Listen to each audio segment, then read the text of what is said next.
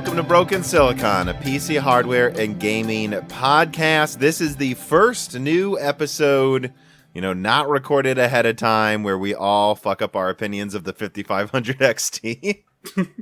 This is brand new, coming to you just a few days before it comes out, and I'm your host, Tom, and I'm joined by my brother, Dan. But yeah, I hope everyone enjoyed the 11 years of being a PC gamer series. I think it was just 3 parts. I was considering more, but I realized, as much as I want more podcasts to a certain extent during the holiday season because of traveling, it does seem like people just watch and listen to less stuff. Like, I looked at the numbers at multiple YouTube channels, at podcasts, and it's like, yeah, people seem to just kind of tune out at the end of the year. Yeah. I mean, that makes sense. Everyone's with family, and why not tune out for, 1 week a year? And it's just like, can we just have a break lately, too? Like, I'm sure, especially 2019, there was a lot of stuff. But I'm sure no big news stories will be breaking in 2020. No, I bet everything just dies down now. And frankly, I don't really know what you're talking about in 2019. I wasn't paying attention to anything. Did something happen? I do have to admit, some of the latest stuff going on, I just have literally tuned it out because I'm like, I'm dumb. I'm just taking a break. I'll see you in February. That's when I'll start paying attention to stuff again. Hopefully, World War III hasn't started by then. Hopefully, they can give us a month off. Hopefully, 2 months off. Cool. I mean, they almost gave us a month off in December, and then, hey, January started, and it's like, here we go. But anyways, how is your new year so far, Dan?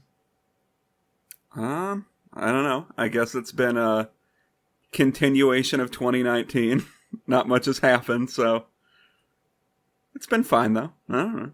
Yeah, I took the last few weeks of December and the first week of January off just so I could reboot for my because as many know, I have a main job, even though I don't talk about it much because I find this much more interesting. And I gotta say, using all of my half of my PTO just to make videos and go do hot chips, it was a long year. It was a fun one, but I think this year is going to be even bigger for the channel, especially. This year is really, I've thought about it this morning, the first full year of the channel. I mean, last year, I was technically active the whole year, but there wasn't that much consistency. It was constantly growing the whole time. And I hope everyone noticed the increase in quality, at least. I have, as I go back and pull more and more old videos and go, that one wasn't good. But anyway, so let's get to the first reader mail here. John Maynard writes in, just like you can if you support us on Patreon. And he says, hey, Tom, did you ever think of having a post office box for gifts people might send you? And the answer is yes. In fact, I've considered having a lot of things. If you'll go back to January in 2019, you'll notice the camera and mic quality is, well, it's just me talking into a smartphone. So the mic quality was horrific in the beginning. And it's funny how I have this list of upgrades I eventually want to do. And what usually happens is I'll remember that just didn't seem like it was worth the money. But then I'll check 6 months later and be like, this is easily worth the money. And it's just because of how much of a shift in support there was. I mean, when this first started, there was nothing. And the idea of a P.O. box, I mean, I didn't even know if I would be doing this for more than a few months, right? Yeah. So now there is a P.O. box that you can send things to. Moore's Law is dead. I'll probably open some of the boxes on Loose Ends episodes, I figure, and then letters will just open for this probably at some point. It will literally be reader mail. But anyways, the P.O. box is send packages, and this will be in the description. Moore's Law is dead. Yes, it is spelled exactly how it's always spelled. Moore's has the apostrophe in it. Moore's Law is dead at P.O. Box 10468 in Peoria, Illinois, 61612. So yes, I am in Peoria, Illinois. A big reveal. I know. Everybody loves Peoria. Yeah, right when I told people in the Discord, there were a couple jokes. And of course the Europeans immediately were like, what? Who was there a thing remarkable about Peoria? They used to have a Pabst Blue Ribbon factory there, I think, right? Mm-hmm. And Caterpillar. Yeah, Caterpillar's there. There's actually, it's one of those cities where it's like, oh yeah, the biggest like construction company in the world's there. Yeah. But you know, nothing's sexier than mining trucks. Yeah, everybody loves Caterpillar and thinks about them every day. Mm-hmm. Especially this audience, I'm sure.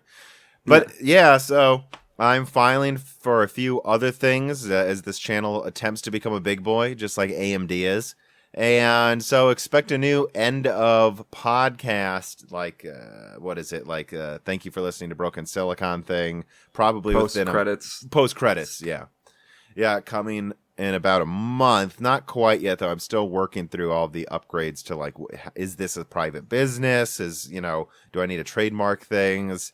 Like, who do I give thanks to now? And all of that. So I'm actually putting a lot more effort into it, too. So it should sound even more professional than ever before. Woo! Dan didn't know what to do with my... This is a audio medium, so I couldn't do very much like hand waving around to show my excitement. But now, here's the thing. This episode's probably going to be a gigantic one. Yeah. Because we are using a lot of the stories from December. We're going to have to touch on those. Also, CES.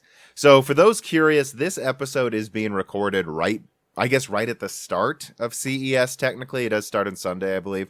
The January the 5th. And moving forward, it's just we're going to record Broken Silicon between Fridays and Sundays, maybe on a Monday or Tuesday, like I did before for the Threadripper launch, if I have to, for a very specific reason. But if we know there's a bunch of stuff coming out, it'll just have to wait till the next news episode, you know? And so if there's some gigantic reveals at CES, well, I'll probably end up talking about it with my next guest, or there will be something next week where we touch on it. But, you know, we're just going to try standardizing things a lot more this year. You know, Broken Silicon episodes come out Wednesday in the free feeds. If you are a hitchhiker, they'll come out at least 12 hours usually before to the Patreon supporters. And that's for reasons it does take a lot of extra effort to put it in all of the free feeds. You know, usually the episode's done and ready to go a day before I can even get everything up and running and perfected, and then you have to double check everything and make sure there wasn't some mistake. Yeah. So that's why there is a legitimate reason the patrons get it first, and honestly, it's just easier to upload things to Patreon than any other system. There's a reason. I use it. Yeah, and RSS feeds oftentimes don't really even update for people until like 6 to 12 hours later, anyways. Yeah, and I try to time it so the RSS drops a few hours before the YouTube, so they kind of come out around the same amount of time. Like there's a lot of preparation for that. But yeah, so expect Broken Silicons on Wednesdays now. There may be days where one comes out a Thursday or a Tuesday for a specific reason, but otherwise, really Wednesdays is supposed to be when they come out from now on, I think. And if you want to get it on Mondays or Tuesdays, you know, early, like right when the news broke, just become a patron. Those are the people supporting us. We've gained a bunch in December, and we continue to gain more every week in January already. So yeah, I mean, I guess I'll say that too. Consider supporting us if you have the extra money. It's like $2 a month, and you get Die Shrink, which is like every 2 weeks we put out a specific drilling in on a topic like self-driving, or like, you know, our game's getting worse. What do we think? You know, all those like what's the future of work and automation, like that type of stuff. If you get to vote on them, you get to support last minute reader mail, and at the higher tiers you get thank yous, you can get a call out in the episodes, you get dedicated reader mail, perks and extra snippets and videos I'll put out there on the Patreon. So it's really, you know, and I guess that's the last thing I'll say too, is there's a lot of people who pledge a lot per month and then they'll cut it off. Just downgrade it to like $2 a month early, and then you have the whole year of Die Shrinks coming to you. There's also the flyover states. There's a lot, guys. There's a lot. But yeah, so we thank the patrons. But before we get into corrections and omissions, let's talk a little bit about CES ahead of time, just because I want to frame this up. I did add this at the last minute, like an article summarizing what we can expect. I'm gonna be honest, Dan. I expect this CES to have a lot, but it to all like the giant CES of teasers. Yeah, I mean, that makes sense to me, I guess. I don't know how much, like, Xbox and PlayStation are going to unveil. There's probably going to be something from them, but I suspect that they're going to have their own conferences where they really unveil what the new consoles are. Yeah, I wouldn't and be then surprised if they tease them though, like PlayStation, and like reveals one feature each. Like they start revealing features and stuff like that. I really do think we're gonna get teasers from everyone, but we'll save most of the next gen console talk for about 5 minutes from now. yeah, and I mean, I guess what are you expecting From to Silicon possibly Peeps. come from? Yeah, Yeah, I mean, I think Intel. That's the one thing where I could see them revealing the entire lineup. Intel needs to tell people. I mean, the 9900K is what now? Is it? Yeah, it's gonna be like the flagship for almost 2 years at a certain point, like or like a year and a half, and that is not looking good. So I do think they will show the entire series. I think they'll talk about Tiger Lake and how big of a deal that's going to be, and I do expect Tiger Lake to be very good, at least for a quad core. and only going to be on mobile, correct? Probably, though there Yeah. are the rumors they'll port Willow Cove to 14 nanometer. Okay. But we'll have to see because all of the rumors right now just show another Skylake with higher clock speeds, more efficiency, and 2 more cores as usual. So, well, I think they might port Willow Cove to 14 nanometer or whatever cove they want to port. I just don't. I'd be very surprised because everything I've been told is due to power delivery issues. At least the top SKUs from Comet Lake S are going to be delayed till like Q2 or something. Like I know they'll paper launch it, guys, but it's going to be like not really until like end of Q2 probably, greater availability. And if that happens, so then what? Willow Cove would come out end of 2020? I mean, maybe. I mean, I guess that would be Odd. yeah. I don't know. And at that point, I would almost wonder why they're porting it. Why not just put select paper launches of 10 nanometer chips with it? I do expect 10 nanometer to become a real node this year, although probably still not good enough for 10 cores. I don't know. But yeah, so whatever happens, I expect a big Comet Lake reveal. And we'll see how that does with gaming. And I wouldn't be surprised if AMD's only response is just pointing out that Zen 3 is launching a few months after Comet Lake or something. Yeah, I mean, yeah, there's not too much for them to talk about yet. They probably won't really talk about Zen 3 until late Q2, Yeah. early Q3, something like that. I think they'll do more and more teasers, and they'll talk about design goals in depth. Like, I think what they'll do is they'll say there will be another, if there is another big IPC increase, I think they'll make it clear. No, there's really going to be another big IPC increase. No, we're really going to increase efficiency. If they're going to increase the amount of threads, whether that's just through more cores or not, I think they'll say expect more cores at certain, whatever's, at different, platforms. Like, that's the kind of stuff I'm expecting AMD to reveal. But I don't think it's in AMD's best interest to reveal a ton. I think it's in their best interest to make it clear ahead of time, though, that it's going to crush whatever Intel has. Yeah, I guess that's true. And maybe something with APUs, or have those been officially unveiled yet? Oh, yeah, they can't could do a remember. giant APU unveil, too. I wouldn't be surprised if AMD did that. Yeah. But as I scroll down through here, that's pretty much what I expect. Maybe they'll show B550. And I would not be surprised if NVIDIA teased 7 nanometer GPUs. I don't expect a full 7 nanometer lineup till the end of 2020. I could see select models launching halfway through the year.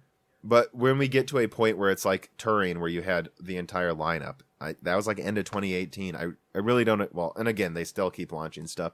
I really don't expect a full lineup of 7 nanometer GPUs from NVIDIA until. Yeah, I mean, that's a lot of production for TSMC. So, I mean, if they are on 7 nanometer, good for TSMC. Yeah, and I think NVIDIA will just have to wait for some of those new things to tool up for them to really get enough capacity out.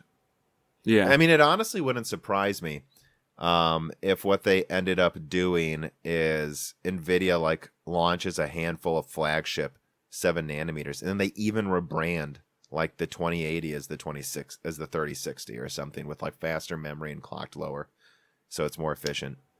I mean, yeah, I guess we've seen stuff like that before, so that's not out of the question. Just so they don't only rely, on TSMC. So I guess, yeah, that's pretty much all of the things we've seen about that we expect from CES. I guess the last thing I'll also say is I don't know if I have this at a story that we'll get to later, but I know there's this teaser that Turing will be 50% more performance and 50% less power usage, and it's like, yeah, it's kind of what I would expect from a die shrink. That's at least what AMD got, right? Yeah. So, yeah, we'll just have to see. But I will say this, there will be reader mails in this episode, at least like a decent amount, but not as much proportionally to the stories. We had to cut some out and put them into later die shrinks and episodes we have planned. But I will say that all of the reader mails coming in, people, don't worry about it. We are going to get to them. It's just if I'm not using them in this episode, there's a specific episode I thought it would be better to use them for.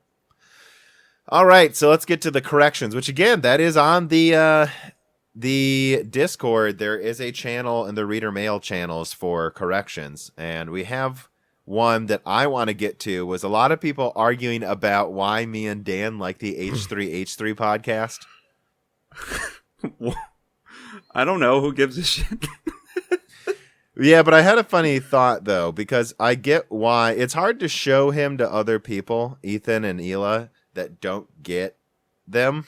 And I'm not insulting people by saying don't get them, because, like, they're very, very weird, and everything they do is sarcastic and kind of not sarcastic. Like, yeah, and I've been watching their videos for I just discovered 4 or 5 years now. And Tom just decided to listen to me a few months ago. Well, I mean, about a few months ago. But yeah, but the way I would describe why I like H3H3, and a lot of comedians are friends with Ethan and Hila, and it's because it's like watching a very good comedian bomb for 2 hours. Like, as he just sits there to the crickets, and like he'll like make a joke that's like not good and kind of offensive, and then he'll like ask his wife, was that good? And she'll just say no. Like, if anyone's gone to like a comedy club during open mic night, which if you actually like comedy, you gotta go. It's almost better than seeing real comedians, because you'll see these really funny people trying to work through their material, and like it just doesn't work, and then they'll start laughing because they realized how bad it was. And I feel like that's just all Ethan does is intentionally bomb. I went to open mic nights in college, and my favorite comedian that would come up, who unfortunately stopped, was this girl that just, her delivery was terrible, but I could see where she was coming from. And the terribleness of her delivery kind of made it funnier for me. So, I mean, there's something to that sometimes.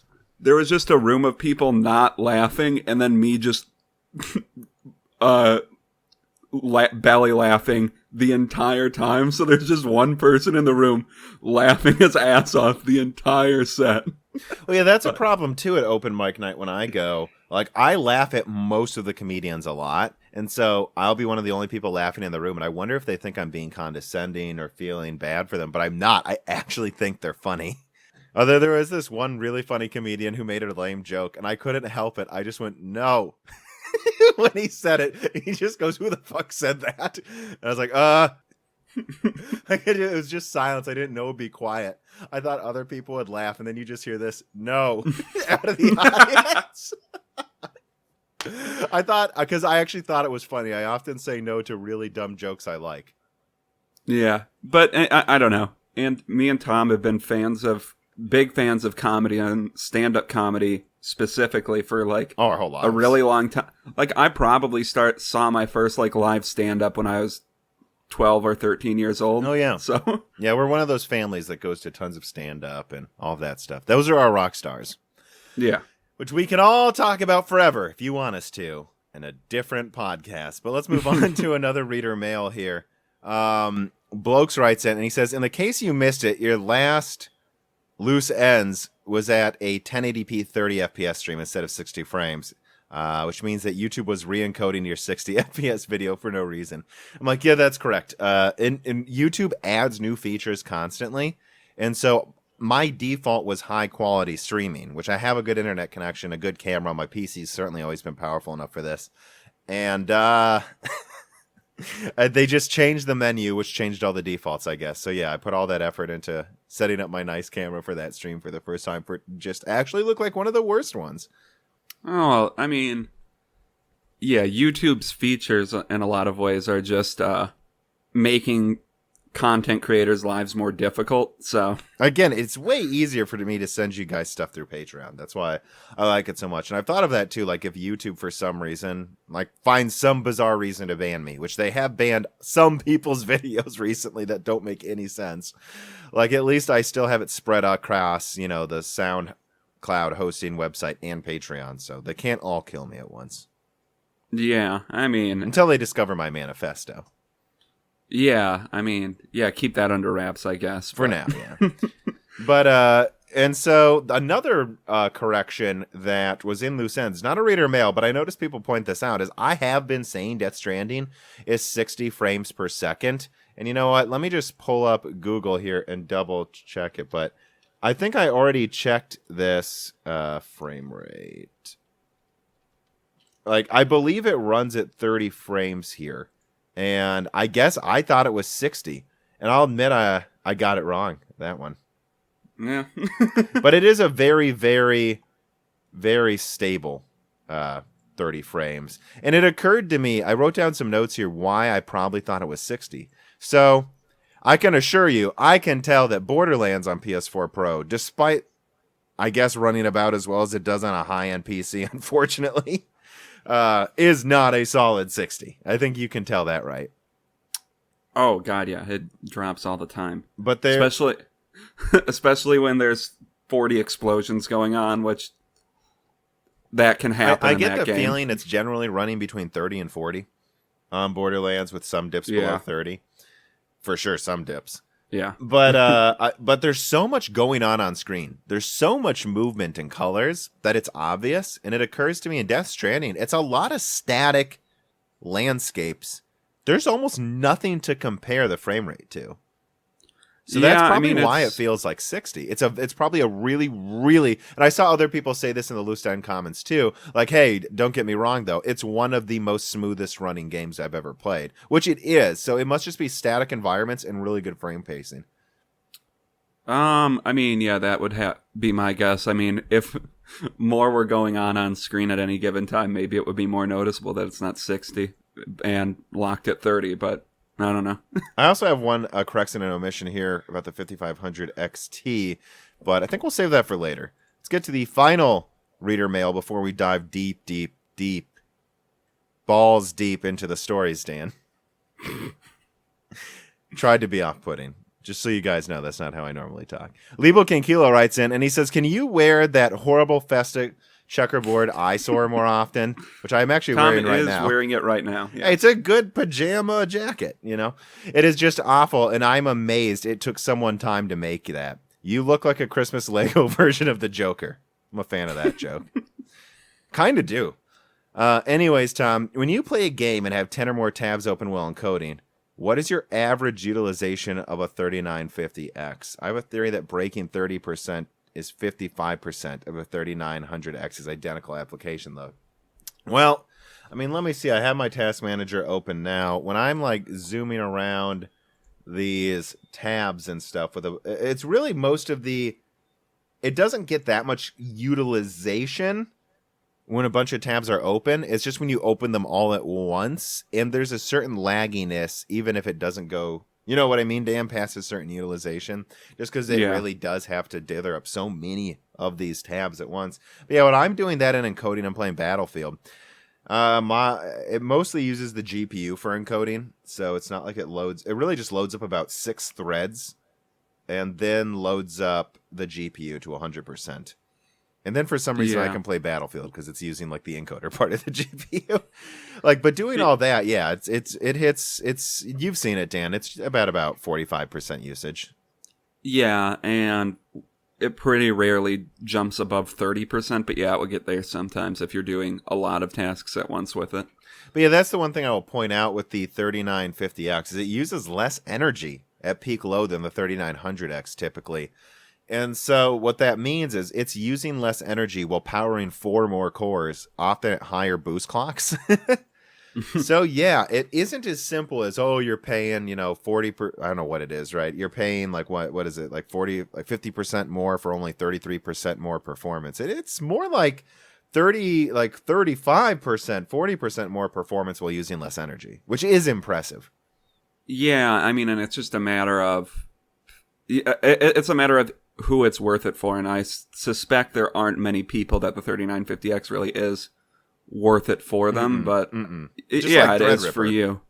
Like, I think most people, what they should max out at is probably like the 3800X. I think I've said that before, but Yeah, and we'll get to that later. But so I guess there's your answer, Lebo King Kilo. I guess let me say this: if I had a 3900X, I'd be fine. But I do enjoy how much quiet. I do enjoy the less power usage a little bit, and I do know that there have been times I've really loaded this thing up. And at least here's the thing about the 3950X: I wanted my old Haswell i7 days back, because I remember when I got the Haswell i7, I could be encoding with Handbrake. I could be playing Battlefield 3 and have a bunch of Chrome tabs open at the same time, and I would be at like 70% usage. I miss the days where my PC just did what I told it to, and I didn't have to worry about what I was doing. And I don't anymore, with the Gen 4 SSD as well. Like, and I saw someone in the comments go, when would you ever be saturating 3.5 gigabytes per second of bandwidth? Well, I'll tell you when I'm loading a Battlefield map, copying a hard drive, and encoding a video at the same time. And I've saturated several SSDs, and my one Gen 4 is saturating multiple hard drives it's moving files back and forth between, both copying to the drive and from it. That's why I have that. Also, it wasn't much more money. It was $150 for a terabyte, guys. It's like the price of some Gen 3 SSDs. yeah. And look for those Sabrent ones. Me and NFC talk about that in a podcast coming out later this month. All right, so we've gotten to all of that. There will be a few reader mails in the future, but now it's time to dive into the stories. The abyss. And the first thing that I think I just put it as like a couple stories here. Digital Foundry analysis of like Eurogame. It wasn't. Yeah, it is. They're the same thing. Yeah. Like kind of summarizing their information about both PlayStation 5 and the next Xbox. Yeah. Yeah, so what's your general impression after watching? Well, let me say this. So what they do is they go through all of these, I think it was like benchmarks and like specs of the console of these different devices and tests that were run. And like these were like stored on GitHub or something. I'm probably butchering the story, but what you guys need to know is what they're saying is the PlayStation 5 is like 36 compute units clocked incredibly quickly at like 2 gigahertz. With a 256-bit bus, and that it, of course, has an 8-core Zen 2 CPU. And that the next Xbox showed 56 compute units with, 560 gigabytes per second bandwidth, which a lot of people are assuming is 384-bit, but I'm like, no, I've always been told Big Navi will be another 256-bit, and then they'll use HBM. It'll also have an HBM controller for the top yields. That's what and then, of course, a faster clocked or higher IPC Zen CPU. Just the CPU is better in the next Xbox. Yeah. So what are your impressions of this rumor? Because I see a lot of people asking me about it. So my guess would be then this will end out with the Xbox One being a bit... Not the Xbox One. The Xbox One Series X, X1, XX. I think it's just the Xbox Series X, right? I don't know. Just say the next Xbox. These names that's probably a placeholder name too. So, yeah. I mean, I'm guessing the top lines next Xbox, because given the fact that they're calling it the Series X, I feel like they're probably going to be doing multiple SKUs, right? I mean, that's what it sounds like. Yeah. And this is the top line one, and it's going to be a bit stronger than the PS5. Well, decently stronger depending on how the final hardware all lines up. But and you say in this notes that these are probably PS4 dev kits, which I have no clue. Well, that's my problem, is I actually have a pretty giant problem with everyone taking this on face value. And what I find particularly weird is that Digital Foundry sees the more recent Xbox info and says take a bigger pinch of salt with that, but we should all just blindly believe that Sony's using a RX 5700. Yeah, I mean... I think they say I feel like that's just of, confirmation bias. I think they say a pinch of salt with that because the evidence based on what they've said, which I don't fully understand how they procured everything, but based on the evidence they have, the PS5 rumor is more solid, even if it might be more outdated. But it's older. Even if it's it like might be months outdated. old. Yeah.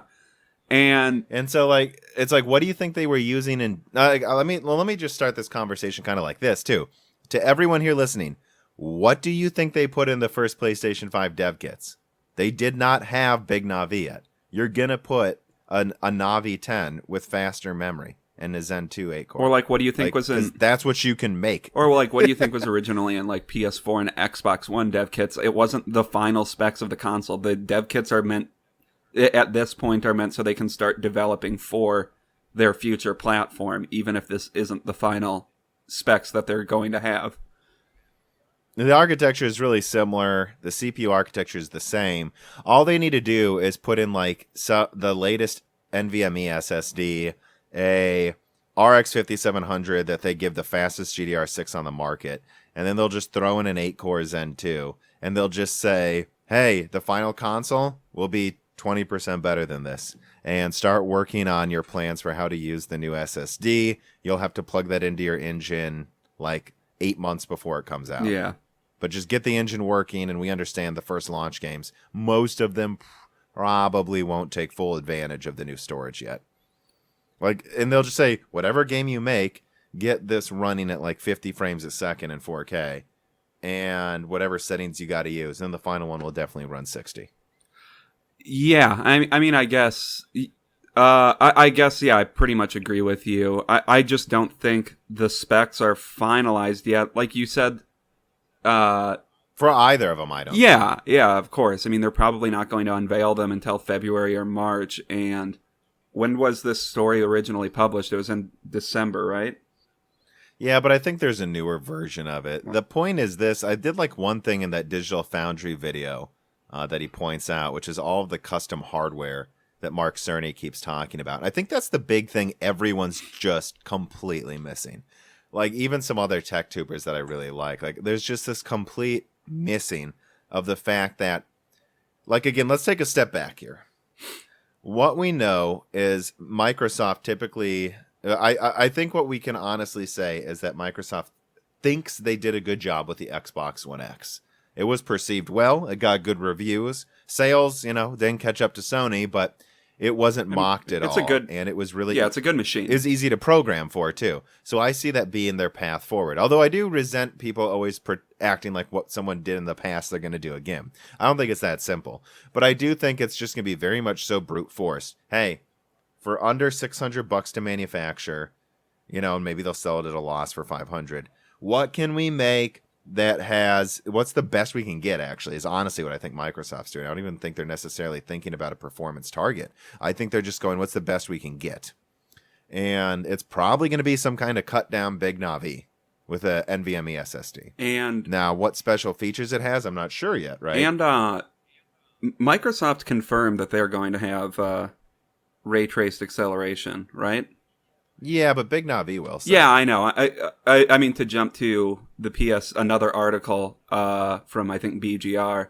No, not BGR, from WCCF Tech. There's a rumor that the PS5's ray tracing might not be on AMD.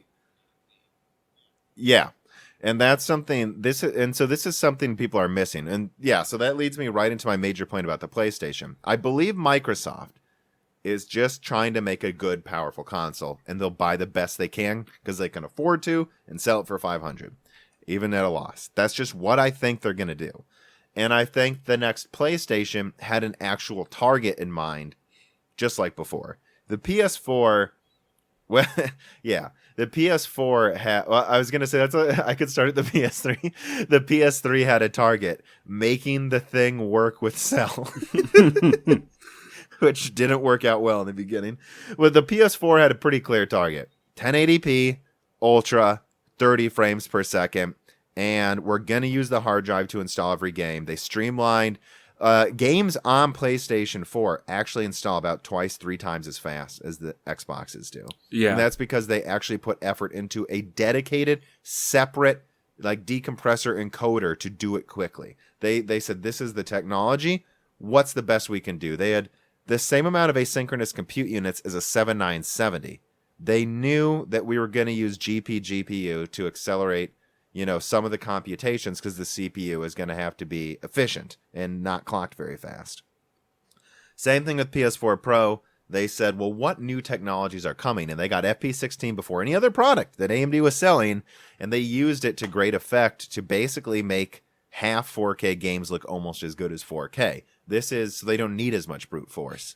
They have targets, and I do believe Sony's target has been clear from the beginning. They want everything besides the CPU clocked super fast, the fastest storage, the fastest memory, the core clock's fast, because faster cycles with the fastest storage is going to make this thing have insane load times. And I believe that's what their plan has been the whole time. And then I think they're kind of just targeting quality of life things, like a dedicated separate audio chip, a dedicated ray tracing chip, a separate ARM quad core with its own DDR4 for background tasks. Yeah. And for streaming. I think we could see... So what is that, right? Background task chip, ray tracing chip, audio chip, encoder. Like, we could have 4 or 5 dedicated little chips around this SoC. Yeah, and I think they're trying to do it for $400 because they realized breaking from the $400 price point did not work very well. What did the PS2 launch for? I actually don't remember. Was that... Or do you... I think it was $300. Okay. But I think Sony wouldn't... I think there was like a $400 version with a hard drive eventually or something. But no one quote me on that. I don't think Sony would ever try to do $600 again after what happened with the PS3, even though it was still a pretty successful console. I think it's a hybrid of different strategies here. I mean, people, again, it's like so... And I'll get back to Xbox. When it comes to PlayStation, I think when you have a very, very well-selling console that precedes you, there are just some things you have to do. So they need backwards compatibility now. So that was the other thing I forgot to say, that this thing was clearly built for backwards compatibility. And we have several rumors, and we've had them for a while. And I've been saying it would just be common sense for them to really drop the mic by having backwards compatibility all the way to the PlayStation 1. Like, all the way back. Like, this is the ultimate PlayStation console for a reasonable price. And that's what I guess I would say. If these performance targets are correct, even if it's a bit stronger than this leak, I think that's what... Yeah, I think Sony... So, I think Sony's targeting a reasonable price, but with tons of features. Yeah. I don't think the audio and all of that's going to be that hard to program for. Not like before. Yeah, and I mean, I guess the real big question with backwards compatibility seem to be whether PS3 is doable, which I suspect with this hardware emulating a PS3 will be, but you never know. It's such a weird console where like the CPU is still stronger than the PS4, arguably. It is stronger than the PS4 based on... So, if you ask Sony's first-party devs, most of them will say it's stronger. Mm-hmm. If you ask third-party devs, they'll say they're about even, if not a little weaker. But this is the first-party devs put in the effort just to, get the most out of it, so they know it was more capable. Yeah. I mean, it was running 256-player mag, right? Like, with massive maps bigger than Battlefield 4 or something. Like, yeah, it was a powerful CPU. But anyways, backing up here, so... The problem I see when people compare these is they just look at brute force and they go, oh, next Xbox is stronger. Or you'll see people go, oh, the PlayStation's going to be stronger because the PS4 was. And all these people are fanboys, I've noticed, pretty much. And that's the one thing I would throw out there about Digital Foundries. They've had a hard-on for Xbox since the Xbox One X. And there are several channels that clearly have a hard-on for PlayStation. I think these are going to be very fun to compare consoles. But this gets me to... the way both of them can win. And look, Sony will get like an insta win if they have backwards compatibility, a bunch of cool features, and they nail the price. as long as it works well. I know that sounds like a dumb caveat, but it is a real caveat. As long as it works well, as long as the new PlayStation Store is smooth, as long as there aren't some weird, ridiculous features it's missing. As long as they do everything you would expect and do it well, and then they say, "Hey, it's $400, 4K 60, backwards compatibility." I think they've just walk away with this gen, pretty much, unless there's some major blunder. But if there's a blunder, people are ready to walk away, I feel like. Or people are ready to not upgrade. Again, most people aren't that hungry to upgrade. Yeah, I know this is hard to believe for a lot of PC gamers, but I know a lot of PlayStation people and Xbox people that could not give less of a shit about next gen right now. That they're enjoying Death Stranding and I don't know what else just came out, right? Like Gears of War 5 and all these games, and they run fine on their consoles. Yeah, I mean, by the time the PS4 and Xbox One came out, the PS3 and Xbox 360s, they were really, really being stretched to their limits for what they could do. And they basically didn't even work anymore in the menus. Yeah, and you could argue the same by some metrics here, but it's like the PS4, I don't have an Xbox One, so I can't, I don't know if their operating system has slowed down over the updates, but I've heard it still works. Okay. At least the Xbox One X works fine. Yeah, and my PS4 Pro still works fine for that. Some people complain about the store. I've never really had issues with the store that other people complain about. We do have SSDs, though, in our PlayStations, and I do wonder if that's part of it. Yeah, I don't know. Because when an SSD is like $60, I'm like, yeah, I'll put a 1 terabyte SSD in here. I don't know. It seems like some people might just get better, network cards, PlayStations or something. Yeah, I don't know. There's a rumor about that some of these consoles get better cards or something. And I think some people have tried to prove it before. But we're getting a little off subject there. What were you saying? And games still run fine on them, and they still look good. You don't see a ton of games yet that do have frequent frame drops below 20 frames per second. Which, if it doesn't drop below that, it's usually tolerable. And yeah, it's just the PS4 and Xbox One, especially the Xbox One X and PS4 Pro, they still are competent gaming machines, even if they're not nearly as strong as high-end gaming PC. Well, they're not that far away, too. I really got to point that out. I know. Then it pisses me off because I don't think people get it. If you don't have a 5700, you're not that much better than an Xbox One X. It's a 384-bit Polaris card with 40% more cores. It's even clocked at 1172 megahertz or something.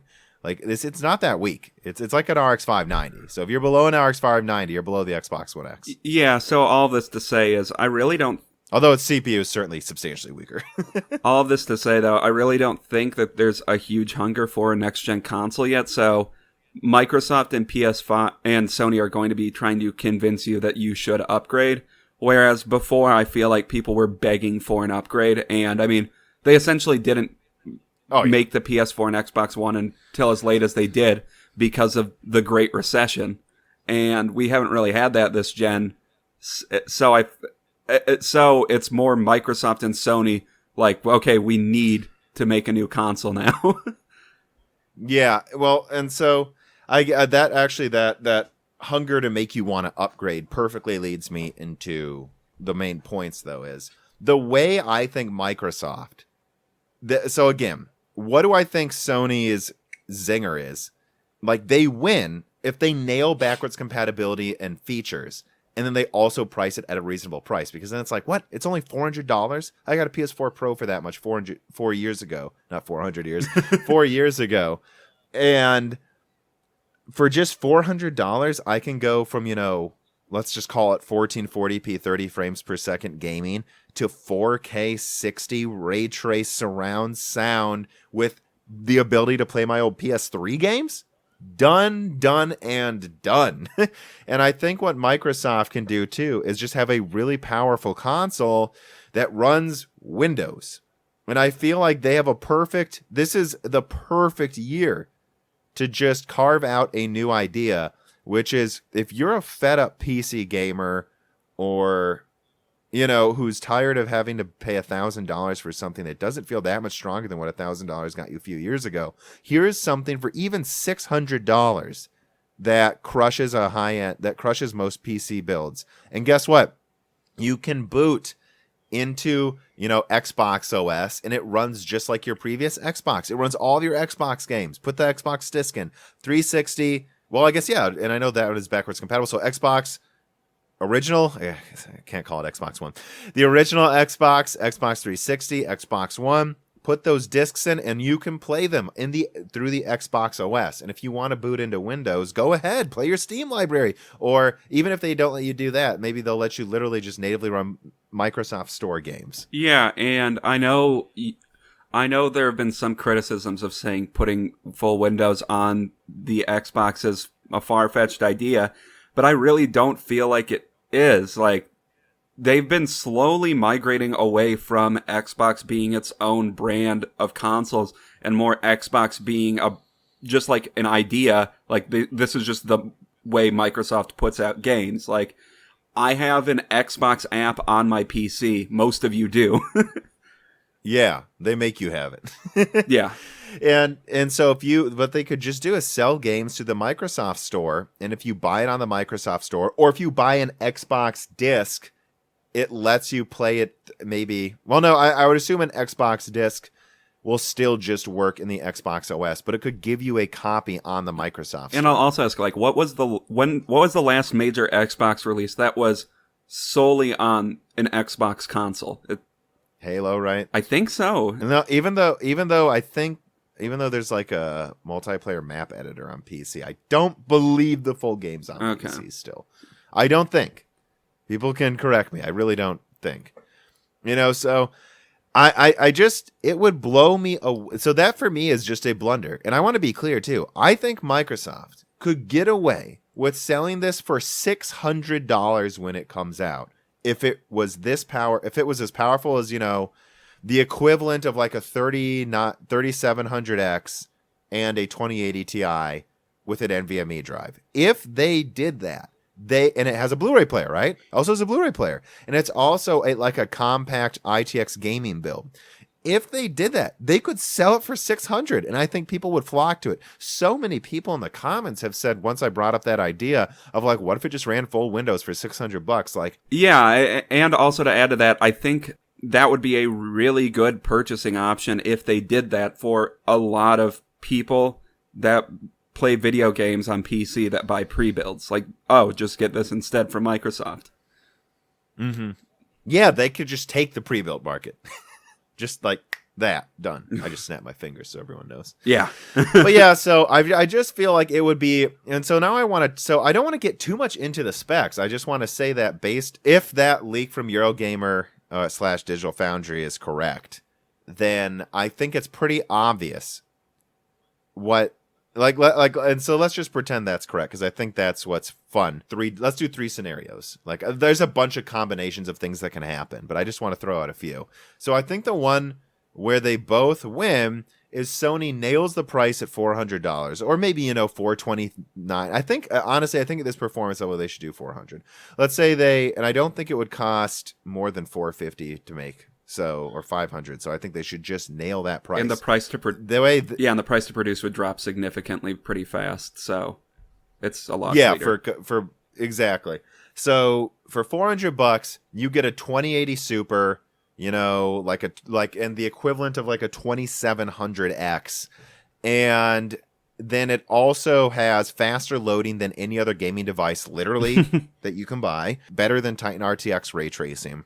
It has great, like the equivalent of a great sound card. So you're getting like a 2700X, 2080 Super, better than Titan RTX ray tracing, a dedicated sound card, a Blu-ray player, and then again, you just drop the mic and you can play your PS3 games and they'll upscale them or something. That's going to do well. And at the same time, Microsoft can go, hey, look, all of your Xbox games run on this. And they now run at it easy, 4K 60, ray trace locked. And if you want to boot into Windows and play your Steam library, that's there too. Go for it, man. And they could just carve out different markets and both do well, right? Yeah. That's one scenario. Well, let's talk about the scenario where I think Xbox could really just blunder themselves. is I think no matter what happens, the next Xbox will be perceived better than the Xbox One, right? Like people will say it's better than what they did. I think it's poised to get a good reception. I mean, I don't know how you could do a worse release than the Xbox, worse unveil than the Xbox One, but yeah. Right.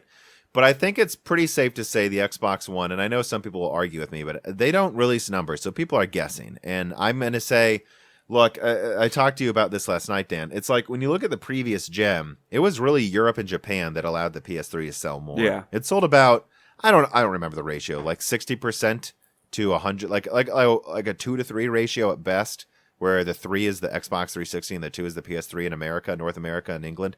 Like right now, when I go to people's houses, it's like 1 out of 4 people have an Xbox, whereas before it was like 3 out of 5. Yeah, and it's the same for me. Everyone has a PS4. Some people have an Xbox One. Yeah, and it's not like it's doing as bad as some consoles have, where you just never see them, like the Wii U. I think I saw one once in an actual house, but it's clearly doing half as well. And we know that the Xbox 360 sold about 85 million. So I think these arguments that it's selling more than half, it's not. Like I would want hard numbers to believe it sold more than even 40 million. Honestly. Like I just don't see it. But so let's say it's 40 million, or let's say it eventually gets to even 50 million. I could see a scenario where even though the next Xbox is perceived well, it doesn't actually sell as well as the Xbox One. Because I think people were just desperate for a next-gen console. And that really boosted sales for both the PS4 and Xbox One no matter what.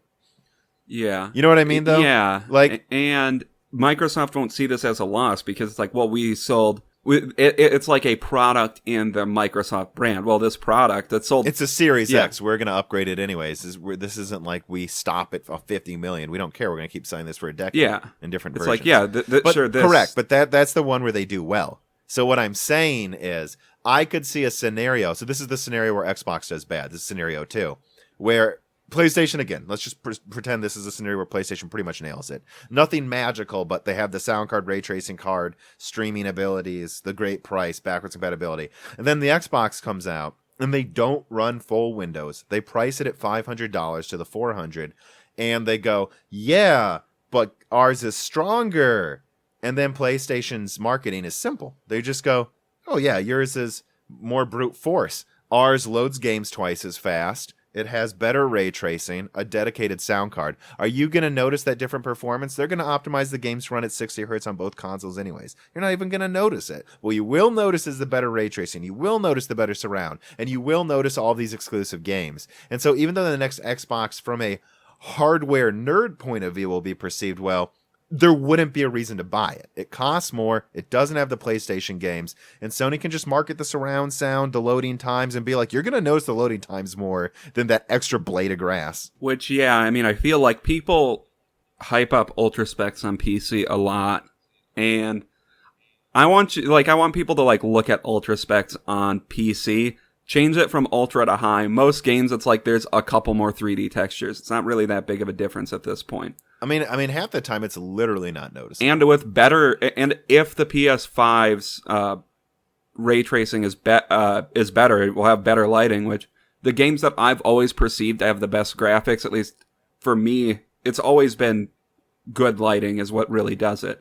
I guess lighting and textures. Yeah. And pretty much. And I mean, I guess we don't know if the PS5's ray tracing will be superior yet, but if PS5 is going to a different vendor to make some like FPGA or ASIC for it, I don't understand why they would do that unless it were a better option. I guess if it were cheaper than just using AMD's option. Possibly. But yeah. But so that's scenario 2, right? And so that's why even if it's stronger, if they bungle up a few features, like what if they do just use like a Gen 3 SSD or a slower Gen 4 and the PlayStation has a dual host like 6 gigabyte per second, Sony will just say, well, we can load 2 games at once. As we're talking about, it doesn't matter. Like we can do things that this can't do, and it has extra trees in the background, I guess. Who cares? So that's the bad scenario for Xbox. But then the bad scenario for Sony, which again, I could see happening, is really unsurprisingly if they just get cocky, I think, and lazy. So we already basically know what the PlayStation is. I got some leaks about it. I mean, a year ago was some of my first videos. We know they're targeting all of these features like backwards compatibility, fast loading, blah, blah, blah. The way Sony screws this up is they get cocky. They say, we know the next Xbox has better brute force. But you know what? We think the loading times, the ray tracing, all of that mean it should cost the same or more. Yeah. And then they end up selling it for $500, and then maybe the Xbox gets really, really aggressive and puts it at $450. If they charge more and Microsoft can advertise it stronger, I don't know. It's just kind of a value perspective where people always want to know if they're paying more, they have the better console, or they have the more performance, and they don't. It's not that the strongest console always wins. It's a confluence of factors. The PS3 ended up winning, but it became the same price pretty quick, and it had like Blu-ray, like there, it was complicated. It didn't just win, and it won narrowly against the 360 because it was stronger. And the PS4 didn't just beat the Xbox One, because the Xbox One was more expensive.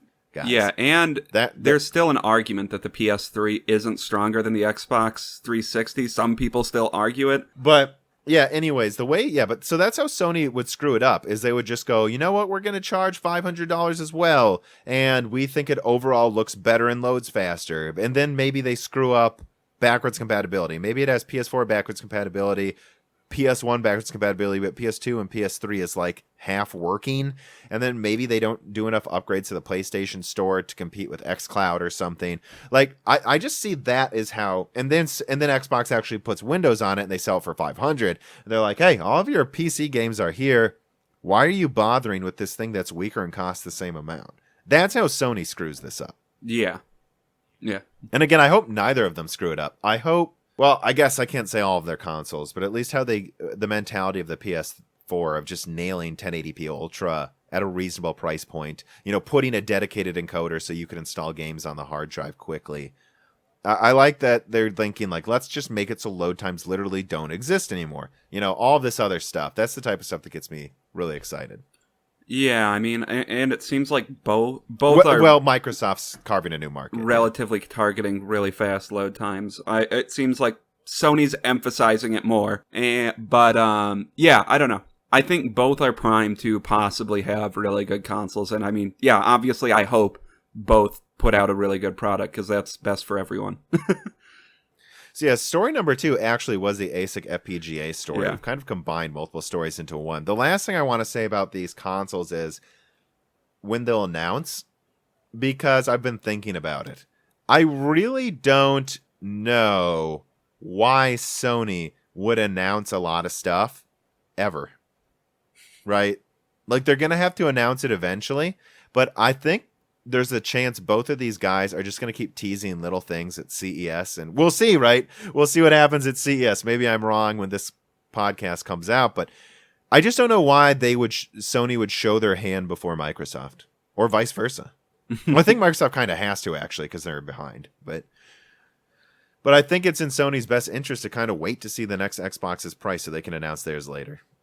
Yeah, I mean, I guess we'll see. I don't see either of them waiting till E3 to unveil, so I feel like we'll have a good idea of what they are, truly, but like in the next 2 to 3 months. But yeah, I wouldn't be surprised if they just do things in stages. Like, here we are running a game, and they say nothing about price, and then they reveal how it looks later. Hopefully much later, so it doesn't look like junk, because that dev kit looks horrible for the PlayStation.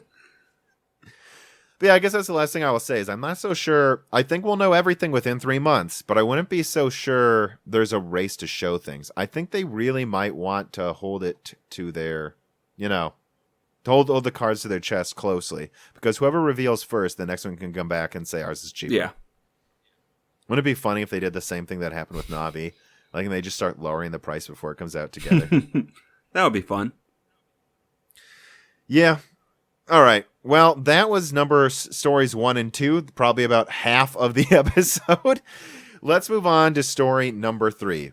Now, this was one Dan saw in December that he wanted to add, and it's about the cost of a fully decked out Mac Pro. And how much does that cost? Was it $53,000? It was $52,000 or $53,000.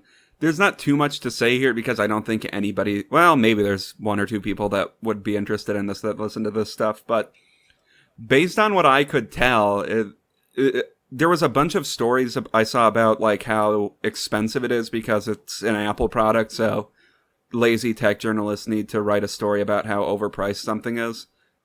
Yeah, because they think they're going to get free brownie points if they shit on Apple. Just like a lot of YouTubers, and I'm not blaming them, will just make an anti-NVIDIA video out of left field just because they know they'll get a bunch of clicks from the AMD guys. Yeah. Or vice versa. And I first saw this on Facebook, like a bunch of people laughing at the price gouging. And I feel like they were confused about the fact that this has 1.5 terabytes of... I think they thought they were saying they were charging $20,000 for 1.5 terabytes of SSD storage.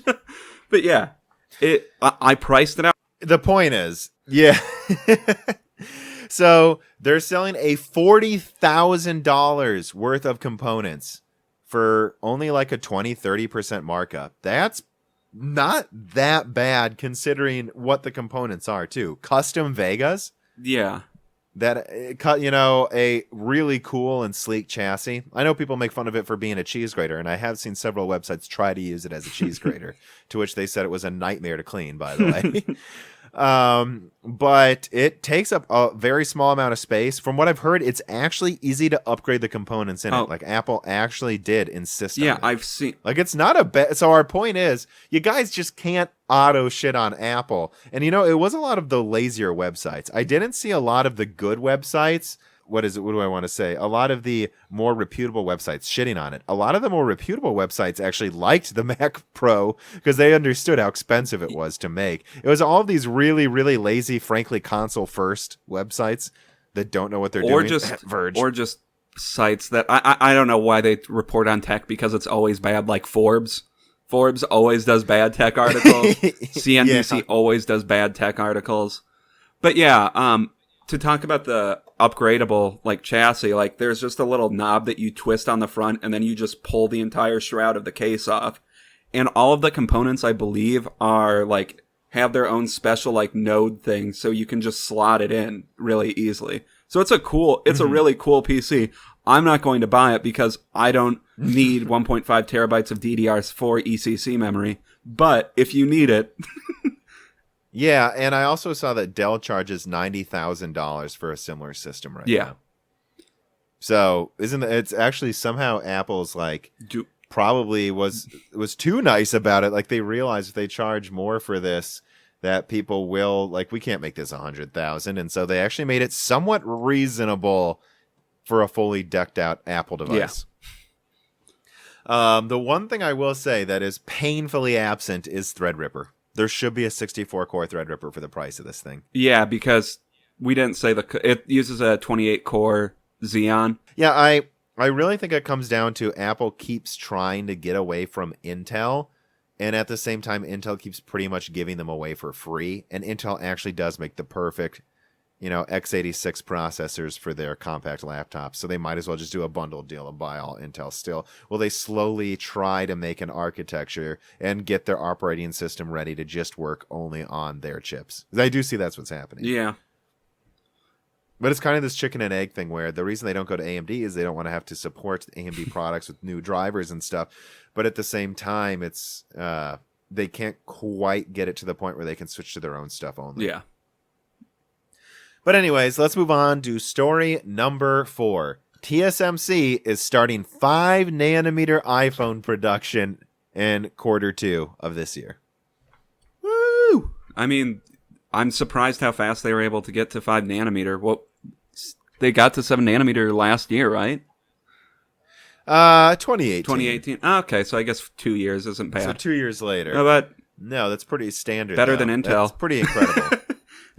Yeah, and this is the thing. So if they're doing iPhone production, just like they were doing iPhone production, I don't remember exactly when, of 7-nanometer for, I'd say, I think 2021 we can get some 5-nanometer graphics cards and processors. Yeah, we'll see. I mean, it seems like that's definitely a real possibility.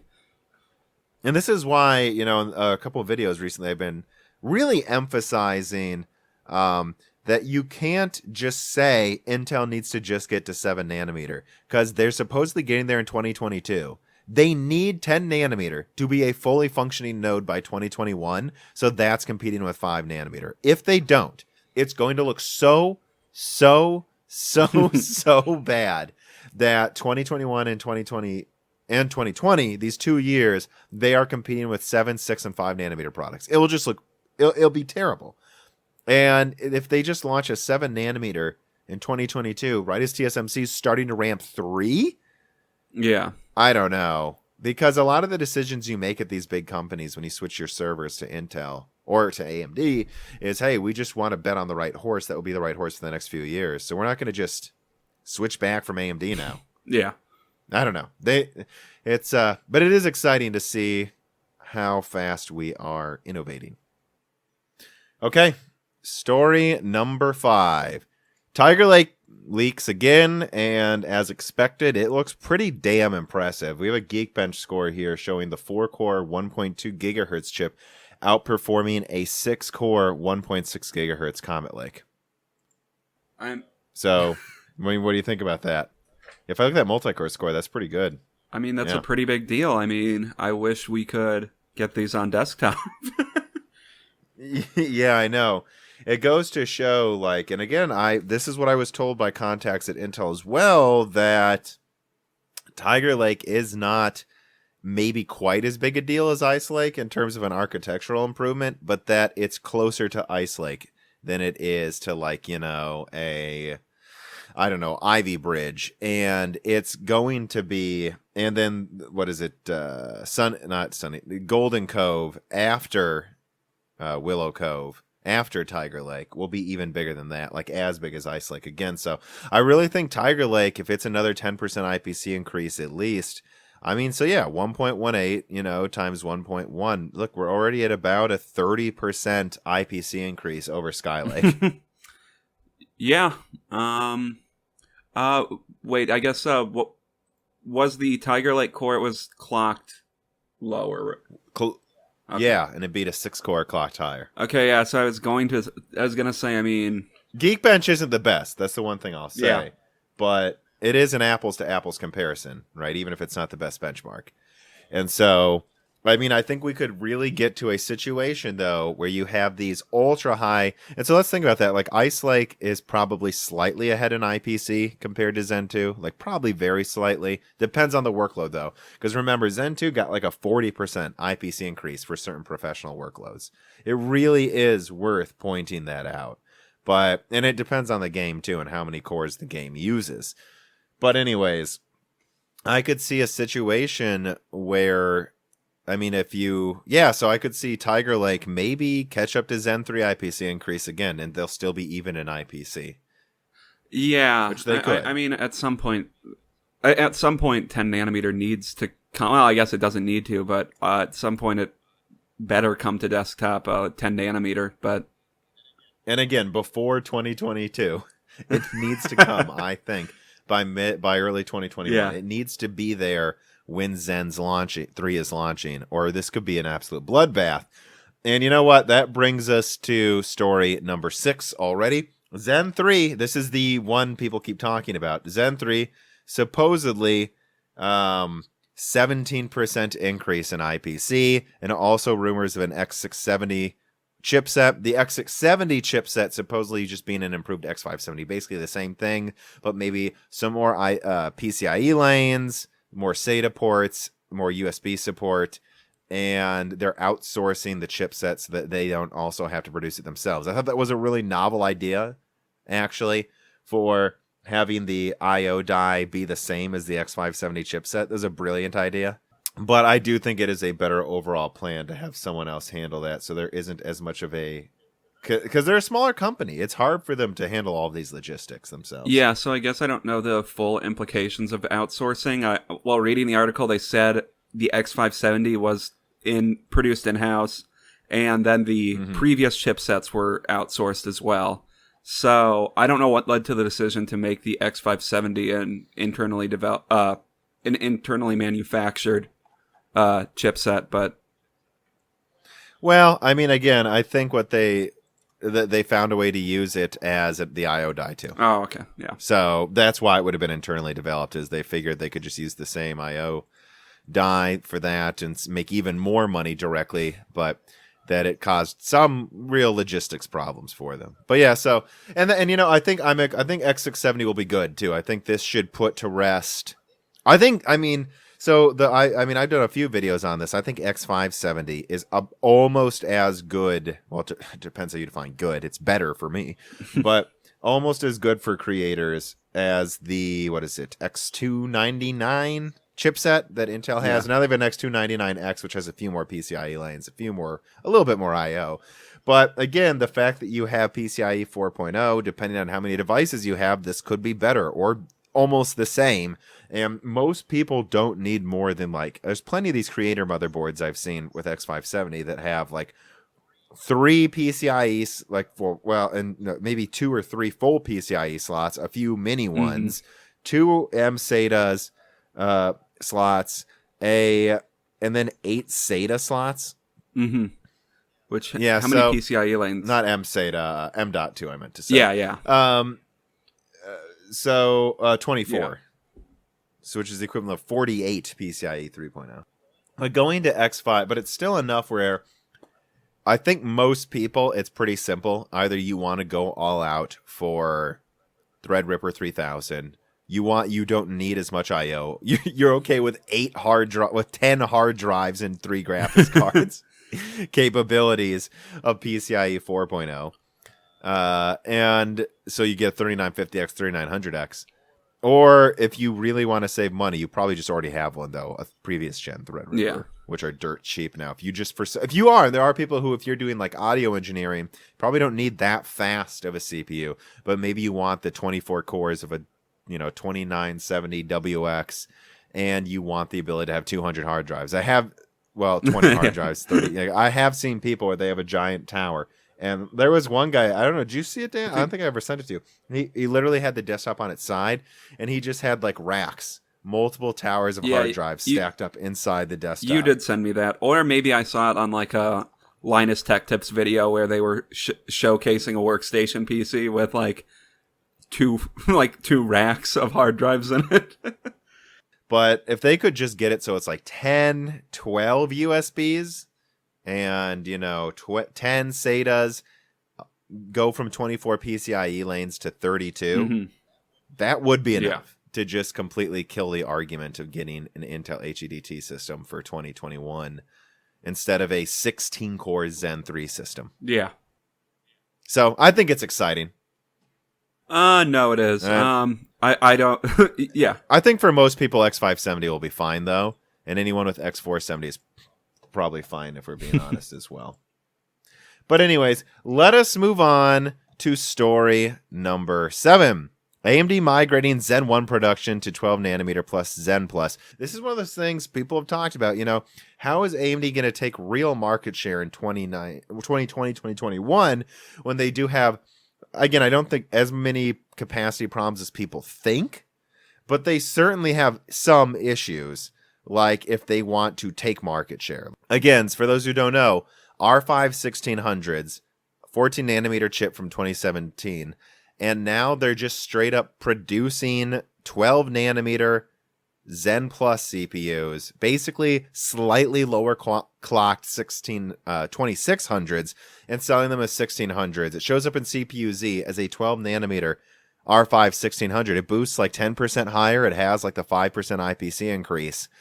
And you can get it for $70 to $85. Yeah, I think it's an interesting idea because I remember there were some discussions of at a certain point, AMD's new design philosophy doesn't really scale that well below a certain price point with their new below about $100, right? So their idea is, we'll just keep producing our older shit, and that has 100% yields. That also reduces any manufacturing limit issues that they have at TSMC on 7 nanometers. Just keep producing 12 nanometer CPUs because why the hell not? It's not like if you're buying a $70 CPU, you need the newest features on everything. No, and what I find really, really exciting too is what the implications of so then, I expect eventually like $100 2700s or something. Well, I mean, like, and that's it. Yeah, we're already almost there. Yeah. But like, to it be like officially like, no, we're just, here you go. Here's the $70 1600, 6 cores, 12 threads at about 3.9 gigahertz. This is our Pentium competitor. I mean, think about how cheap that is too. Like, people were losing their mind over the, well, I don't know if it was 4 thread, I think. Yeah, 4 thread. So yeah, 2 cores with hyper-threading Athlon AMD just launched that you can overclock, though. So it's 4 threads for $50, and it comes with Vega 3 graphics, which is cool for $50. I mean, an interesting alternative to like an AM1 platform. Mm-hmm. You can get like an A320 motherboard that's like $40. Like, there you go. But I mean, man, you could also just pay another $40 and drop in triple the cores. Yeah. No, it's... I mean, this is a Pentium destroyer. Yeah, because what are Pentiums? How many cores do they have now? 4? And I believe they have select models that are full 4 cores. I think they've migrated the top one to that, and it's overclockable. But this is like, that's not even an option. And Intel had a narrow point in time where that higher core IPC compared to Zen Plus, the higher boost clocks mattered for Pentium. It was kind of a cool option. But as time goes on, no, like every application now uses a few cores, and it's just not going to cut it. So I wonder, and this is what I'm talking about when I'm like, I don't think those i3s are going to matter. Who chooses a quad core i3, even if it has hyper-threading, even if it's at 4.5 gigahertz, over like a 4.3 gigahertz, 8-core, 16-thread 2700X for less money or the same price? Yeah, I mean, it's not really an option anymore. And yeah, like you were saying, you need multiple cores now. I mean, multiple threads. I'll say I have an i3 on my work computer, and yeah, even doing basic functions, it's almost unusable at this point. You need 4 core. You need like more than 4 cores 8 now. threads. Yeah, ideally 8 threads at least. And 8 threads isn't ideal at this point, but yeah, and I would say, yeah, it's no longer. It's now, I would argue, having 8 threads means you're mid-range at best. Yeah, definitely. Another thing I want to bring up is I will not be impressed by a 5 gigahertz 6-core 12-thread i5. I won't be impressed because it's not going to be twice as good as that 2700X for $100. It'll be like 20% better at gaming. Well, yeah. Okay, so what's the point? It's like what we talked about previously, where it's like, yeah, the only Intel... It's almost getting to this weird point where the only Intel CPUs that are worth buying are i9s. Yeah, and yet they're the laughing stock of a lot of enthusiasts. Yeah. Yeah, I mean, I guess... So I wouldn't be surprised how far the floor is going to go. I've been saying to people, I really think we're going to get sub $100 4-core 8 threads that you can overclock to like 4.9 gigahertz. Sub 100. And I think the i5s, to sell well, are going to drift below $200, and they'll be 5 gigahertz 12 threads. Like, and to everyone who thinks, you know, like this is going to be a sick gaming processor, it's like, you guys got to understand the 3800X is already like $300 on Black Friday, remember? Yeah. We're talking about a situation where when Comet Lake is announced, probably right before this podcast came out, like when they talk about whatever that lineup is, AMD's response can be moving which we'll see what happens. It'd be funny if it happened. Well, they wouldn't probably do it until right before it came out anyways, but like AMD can move the 3800X to be officially 300, the 3700X to be 250, the 3600X to be like 180, and the 3600 to be 150 with a $100 2700X. Yeah. And like, how do you so then where do you put, so then the i5 should be $200 for the top gaming one.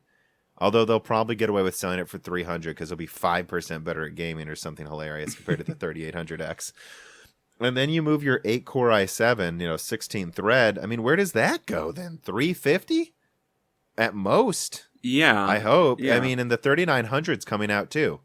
The 3900, a 65 watt 12 core, probably for $400 then, undercutting the 10 core. I mean, yeah. And I think the 3950X will probably just keep its price. But it's like what we've been saying. I mean, Intel is just trying to they've been rebranding their top end stuff a lot of the time to try to sell it as a new product, like with the multiple SKUs of the 9900 we have now. or the 9900K, where Intel really does just need to start lowering prices in order to compete with price performance. And yeah, there's not a strong argument for really any price point to get Intel anymore, I would say. That's yeah, and I really want to emphasize why I tweeted this and I said something like no one should be recommending Pentium's i3s or even i5s anymore. And I think the Pentiums are self-explanatory when you have $70 to $80 1600s, duh. Yeah. And then when you have i3s even at $100, you would go, duh, yeah, you want the 2700X over that. But at the same time, even just looking at the 1600, I would choose that over a 5 gigahertz i3. I mean, if it's half the cost of the i3, if it's the same price, it might be a debate depending on what you run, but it's not. And when you look at these i5s, even if that 5 gigahertz i5 is $200, unless you're doing like 200 hertz gaming, you should be using that extra $130 or $120 and going from like, whatever ends up coming out soon, a 5600 XT to the 5700 XT. Yeah. Or whatever 5800's out by then. Like, and that's, I think we're really going to get into the situation that if you remember, Dan, in 2012, there was this period of time where Intel's architectures were so overpowered for gaming that you could get a $100 Ivy Bridge i3. Most games use 2 cores, and it had hyperthreading. It would run every game at 60 hertz, and then you could just throw a 7970 in and play at 1600p. Well, yeah, and there was that time where people only recommended, like, i5s. Even though i3s were sufficient, it's just, well, get an i5 because it's a little better. But, yeah, that's not where we're at anymore. You just literally, like, there is an argument for some people to just get like a 5700 XT and a 1600 if you're gaming in 4K. If that's what you like, if you like 4K 60, it will run the games at 60 hertz, guys. Yeah. And this is an argument Intel can't make, too. The last thing I got to say about this. If you get that 1600 and you got an X470, X370, X570 motherboard, which those will come down in cost slowly, I think. Like if you get a $150 X570 motherboard, you can wait over a year, maybe 2 years. And we know AMD processors go down in price over time, and I think they still will to a certain extent. And you'll just upgrade to like a 3900 for $200 in a couple of years, or 4900 for 400 or something. And that's an option Intel doesn't even offer either. Yeah, I mean, because they allow compatibility for longer as well. So, I mean, that might end up being something I eventually do is like upgrade from my 2700X to like, I don't know, a 3950. I think everyone should basically be buying 1600s right now. There's no game, unless you're doing 144 hertz, it'll run every game at 60, and you have to remember, you can upgrade this. Yeah, and like upgrade to something substantially more powerful, where I remember like back when I got into PC gaming, it was kind of like, no matter if you had an Intel system, no matter what CPU you originally got, there was never really a point in time where it would be a good idea to upgrade just the CPU. You just do a full new system pretty much. Yeah, our cousin Justin was one of the rare situations where it did make sense. I got him a kind of hybrid, I forgot the chipset of the motherboard, but I got him one that actually supported PCIe 3.0. And so but it was the same price as the other motherboard. So he got like a i3 2120. He used that for like 6 years and then upgraded to an Ivy Bridge i7 for $100. This was 2 years ago, I believe he upgraded too. Yeah, he had a 460 in there. Yeah. So this is also 2 years ago, and he's still using that Ivy Bridge i7, and then he got PCIe 3.0 activated. Yeah, I've never. Well, no, I switched from the Phenom to the pile driver, which was after dropping a Phenom. Yeah, which we'll cover that in a Dan exclusive episode we'll do soon. In an exclusive Dan's annoying dealings with PC. All right, let's move on to number 8. Yeah, so this was like a leak, and there's been several leaks since I put this part of the script together about how it looks like Intel's graphics are probably going to be somewhat underwhelming. That's disappointing. I can't say it comes as a surprise given how much they've been floundering lately. Yeah, I mean, that's just gonna. I think that's the thing I pretty consistently said is I know it seems like everyone's like assuming Intel will either make the ultimate efficient GPU or what they're going to make will suck. And I've just always said, I don't think either's going to happen, but I wouldn't rule out either. Yeah, it's just like they might not be that efficient or that powerful, but they'll probably be an okay price. I don't know. It kind of looks like it's going to just not challenge AMD and NVIDIA's efficiency, which for those, again, I'd be remiss if I don't keep bringing this up. My laptop with an MX250, I mean, I compared it to getting a souped up APU, and it beat the APUs, most of them, by about 10-20%. But it came with dedicated VRAM, which is nice. Even though it's only 2 gigabytes, it's like, well, that's on my laptop. I'm playing games in 720p at low settings anyways. 2 gigabytes is still enough for that. And the whole chip uses 10 watts. So you got a 10 watt dedicated graphics card plus a 15 watt quad core 8-thread CPU. That's better than getting a 25 watt APU. It's stronger. Yeah. And is this? And it doesn't seem like that's going to change too much here. And I wasn't sure. So is this? So right now, Ice Lake at 25 watts is like 20% weaker than an MX250, which again isn't cutting it. But Tiger Lake will probably exceed it. However, by then, I imagine there will be some kind of Turing MX 450 or something, right? Yeah. And that will I mean, look right now what NVIDIA has accomplished. Right now, NVIDIA is putting GTX 1650 max Qs in netbooks all of a sudden. And and that thing performs about as well as a 1050 Ti. That's double an MX250, even the best version of the MX250. So even if they exceed the MX250 by 50%, they're still behind. I mean, yeah, at this point, NVIDIA remains usually the best option if you want a game on a laptop, and often the only option, which is annoying. Yeah, I know. Just no one. Well, Intel might be trying to compete for that space, but is failing to do so. But well, let's actually then jump ahead to what I labeled as story number 10, since we're perfectly leading into it. Speaking of challenging NVIDIA, Vega 13 832 stream processor CPU coming with 8 cores. Yeah. If this is like, what, 25 watts? I don't know exactly how Vega 13 would translate compare to like MX250. Where would that about line up? Oh, this will pretty much bury that. What they make right now. And here's why it will bury it. What they make right now, I believe, stops at about Vega 11, right? So what does that put you, like, at 704? I think they might have a 768 SP one, like Vega 12. So, but those run at about 1200 megahertz. So at that point, you're looking at about RX.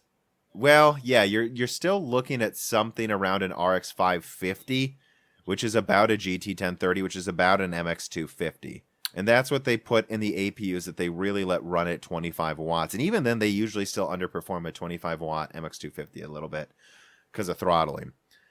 What this looks to be is a bit more stream processors, and it boosts to 1.5 gigahertz. Okay. At that point, I think you're looking at RX 560 performance, so almost a 1050.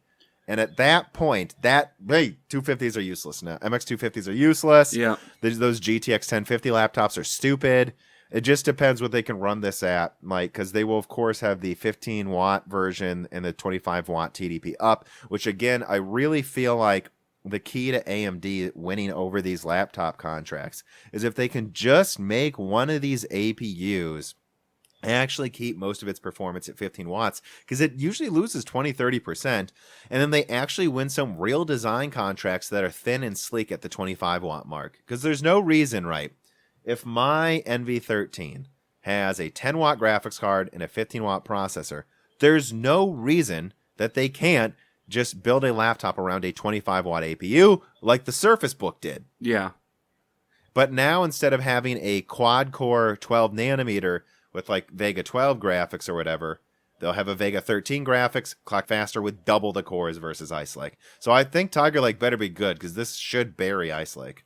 Well, and Tiger Lake is going to be stuck on 4 cores, though, still, right?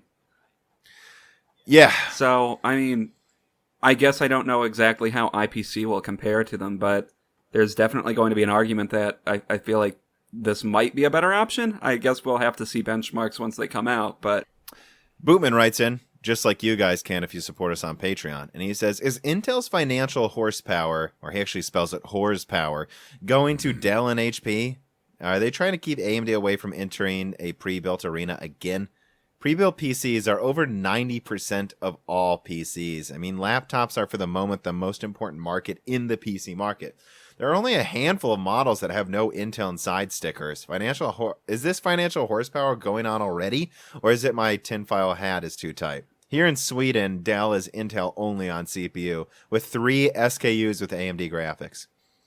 Yeah, I imagine in some regions it's much worse for trying to find an AMD product. I can only say that in America it's getting way better. Would you agree, Dan? Yeah, I mean, I don't look at pre-builts that much, so I can't speak too much to it, and I don't know... He's including laptops in that, though, so... Yeah, and I also don't know how much SKUs vary between regions. I guess they probably do to an extent, but with different partnership deals in different countries, maybe, but I don't know. I wouldn't be... I guess I suspect that there might be some of that going on, but... Well, I guess what I've said the whole time is I just really do not think Intel's going to get away with the shenanigans they pulled in the early 2000s. I know some people say I'm naive, I'm too much of an optimist for saying that, but I mean, the EU is cracking down on business abuse right now, and I just don't think they're going to let them get away with anything close to the same things they did before. Having said that, look, it's not cheating for Intel to give away CPUs. It was cheating for them to pay Dell I don't remember what it was. It was $500 million a year to use no AMD products. Yeah, but I mean, selling CPUs in bulk for a low price, that's not unheard of. And if Intel can offer them the better deal, I would expect a lot of pre-built companies would continue to just use Intel. But yeah, I mean, I guess what I would say is I know HP uses a lot of AMD processors, at least in the US, relative to other manufacturers, and Lenovo tends to use their GPUs sometimes, I've noticed. Same with Dell. I remember 10 years ago, I guess it could be 5 years ago or 4 years ago, like, yes, pile driver, excavator, all, I think there's another one I'm forgetting. All of these, driver... all these bulldozer-based CPUs were pretty terrible on desktop, but they still made some good APUs. And I remember the last ones they were making, forgot what it was called. It was like the 9000-something P or something. Yeah. And I remember trying so hard to get one, not for my existing Envy, but I believe, God, what? I don't remember, just a few years ago, like right before Zen came out. I was looking for these APUs because they boosted to 4 gigahertz. They had 4 cores. I still think they're 4 cores, even if the state of California doesn't. And they had good integrated graphics. And I just could not find one in a PC. I mean, it's a 25-watt APU. I could not find one in a PC that didn't suck and wasn't bulky and huge. I'm like, why isn't this in? Why can I get, I remember back then, right? Like, why can I get like some kind of GT, 950 or 950, like a mobile, like a 950M and an i7 in a laptop smaller than a single one of these APUs that uses half the energy? And that's just not the case, and it hasn't been for a while, right? Yeah. And I noticed AMD graphics cards showing up in laptops more and more often, even just 2 years ago. Yeah, they seem to be showing up more often now. I think last time I checked, there were some alternate options with AMD at they're completely HP. Out of high end though. Yeah. But yeah, AMD APUs have always been really good in my opinion. Well, not always, but usually are pretty good in my opinion, and I don't understand why we don't see them in more laptops. Intel will So what Intel will do is they'll sell them the Wi-Fi chipsets, remember, and all these other things as well. And they'll say, I think they literally had a deal with HP at one point that you can't put a bigger battery, that you have to put bigger batteries in the Intel version. So it doesn't matter if it's less efficient; it'll feel less efficient. Yeah, and I don't see that anymore. The Surface Book is a fair apples to apples version. It costs a bit less, it's a bit weaker, and they didn't gimp it. And right now, there are a lot of $600 to $700 Zen Plus APU netbooks that are incredible. They still aren't quite to the level of performance I need, unfortunately. They still tend to give you 256 gigabytes of storage instead of half a terabyte or a terabyte, which is what I need for rendering. But it's way better than before.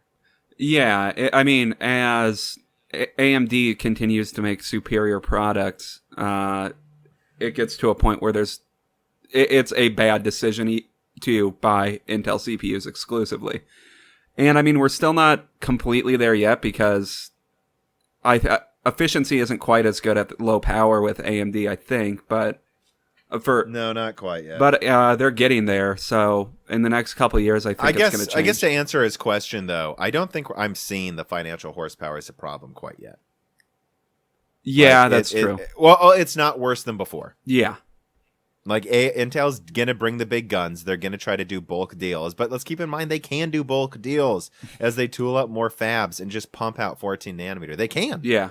You know, this is an advantage Intel has, and AMD's dual manufacturing of all of the 7 nanometer capacity they can buy next to a bunch of 12 nanometer chips should at least give them, again, which is something I didn't quite, like when they can have the Halo 3950X or 4950X, and then if you're a budget gamer, they just have as many 12 nanometers as there are people to buy them. I think they'll be able to combat Intel better than they could before, I guess. So yeah, definitely. For now, I'm still optimistic. I'm not seeing it yet. I don't know why in Sweden they don't let you buy AMD, but stuff like that happens. Yeah. All right, Blokes also writes in, and he says, the 5500 XT makes sense as a card at its current price if and only if it has an actual input latency advantage over the older Vega and Polaris offerings. That's true. I bet at the same frame rates it feels a little smoother. It is, and they continue to lower latency kind of every Radeon gen. But whether this is true against touring cards, well, I'm not the one to tell you. And no, I'm not endorsing you go out and buy an RX 660. That's what he's calling the newer cards because they changed the name. Unless you play competitive games with dumpstered settings, at which point a snappy card for half the price for 5700 is bearable. Said, fun fact, the 470 was available for as low as 110 right now before the mining wave hit. I remember that. Remember the RX 470s for like $110 on Newegg? Yeah. I mean, hey, on the converse side of that, whenever a mining wave ends, you can always get a lot of really cheap graphics cards. Kind of. We're not seeing that dropping in price we saw before, though. Yeah. But it's because mining didn't lose its profitability as quickly. And I don't know. I mean, with how much more expensive new cards are, it's kind of keeping the used card prices up a little bit more. Like, I'm a little surprised we don't have like $50 470s yet. We might, though, actually. Yeah. I haven't checked. Or maybe we will soon. Anyways, though, number 10 is, let's talk about the 5500 XT, 5600. I don't want to spend too much time on this. I've done videos about it, but what are your thoughts, Dan, on the 5500 XT? I don't have too many thoughts on the 5500 XT, to be honest. I feel like the 5600 XT is a kind of weird card, but get with the same amount of stream processors as the 5700, but... Yeah, well, but let's just go one by one, though. So the 5500 XT, I mean, it is, of course... The only thing I can say about what I would call, I think a lot of people are giving the 5500 XT a lot of crap for its price, which it's not a great price. But then they see me say it's not that bad compared to NVIDIA, and they're like, why are you always defending AMD? And I'm going to be honest, I see the 5500 XT as just the 1650 Super round 2. Like, everyone was like, oh, look, the 1650 Super is actually closer to is like a 1664 gigabyte, and now it's $170, $150. Isn't that amazing? And I'm like, I mean, look, it's better than the original 1650, which was one of the worst cards in history. So that's not saying much, though. And, I mean, the 580, it's just the 1650 Super is just a 584 gigabyte. Yeah. Or 574 gigabyte, more like, for more money than those. And so then I see the 5500 XT come out, the 4 gigabyte version's like the same price as the 1650, and then the 8 gigabyte version's $30 more, and I'm like, I don't know, like, it's just another 1650. Yeah, I know. It's not worse. It's not worse than what NVIDIA is doing. I'm not defending AMD. I'm just saying I don't think anyone should be buying any of these cards, but I found it really weird, really weird how many reviewers where like the 1650 Super fixes the situation. Then the 5500 XT comes out, same exact card, and they just go, well, this isn't enough. And how many comments I've seen where it's like, well, AMD needs to drop the price for coming out later. Why? I mean, they're both on the market at the same time. Who cares? Yeah, that's a nonsensical argument. I mean, I guess you could have gotten it earlier, but if they're selling them for the same prices, if you're buying them right now, what makes one the better option than the other, really? Yeah, and I mean, the 5500 XT, I really believe it's just best yields going to Apple, 100-watt yields going to OEMs, and then the 150-watt Garbo yields are just clocked higher than the OEM 5500s, and they just don't care if you buy them. They're probably supplying a small amount to Newegg. They don't care. They want you to keep buying Polaris anyways. They made this to have an OEM competitor to the 1650. Yeah, I mean, yeah, Polaris isn't expensive to make right now, so you can still buy. And what I said in the Discord, I think last night, was I just don't get why anyone's mad. It's not like the second this came out, all Polaris cards disappeared from the planet. Yeah, I've been saying you should have bought those forever. So many people were like, "Should I wait for this? Wait for that?" I'm like, if you have a card you like and you're considering a Vega card or Navi, I would say the Navis will be better if you can wait, but not substantially better price performance. And then I said, but the smaller ones, dude, you're never going to beat the $80 used 588 gigabytes. So just buy that right now if you actually care about price performance. Go buy that right now. Yeah. But so, what do you think about the 50? So let's move on to the 5600 XT quick.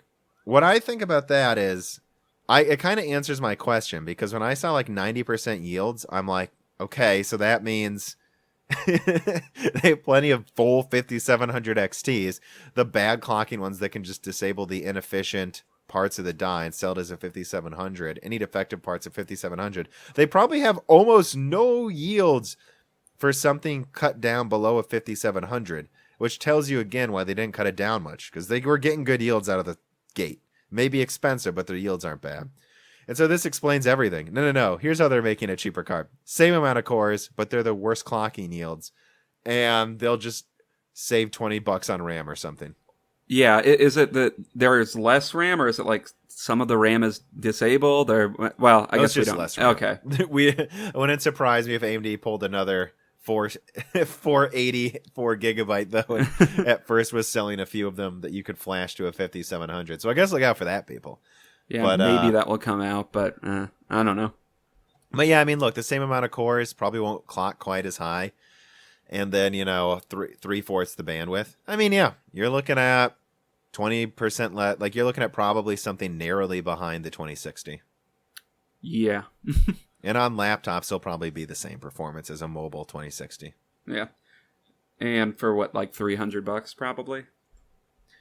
Yeah, they say 270 to 300. So I really think it's funny how a $20 bill makes such a difference. Well, I mean, that $20 bill makes it the 100 space go up by one. So yeah. So I mean, if they sell it for 280, I just don't see the complaints. Look, the 5700's been hovering in the low 300s, sometimes even at 300, even 290. I think once coming with games. Yeah, you should get that over it. Why are they releasing this? Because they can keep the price floor of this low, and if it doesn't sell that well, they can just keep it at around $250 street price, $300, $5,700.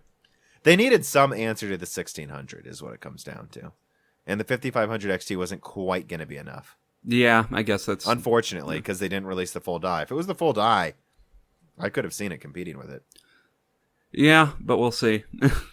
Whatever they come out with after this, I guess. But yeah, to the people complaining, why is it only $50 cheaper? And it's like, well, it's going to be, 20% less performance for about 20% less money. And because it's real competitor, the 6 gigabyte, which annoys me, 2060, launch for $350, and you can still find them for $380. That's why this is $300. They're competing with NVIDIA. And if you go, well, it's coming out later. Yep, it's cheaper. Yeah, I don't know. It's why are they priced the way they are? Because that's the world we're in. That's the world we live in. Everyone should have bought R9 380s for $200 instead of $359 70s. But they didn't. Yep. So this is where we're at. Anyways, let us move on. We are almost done. Number 12.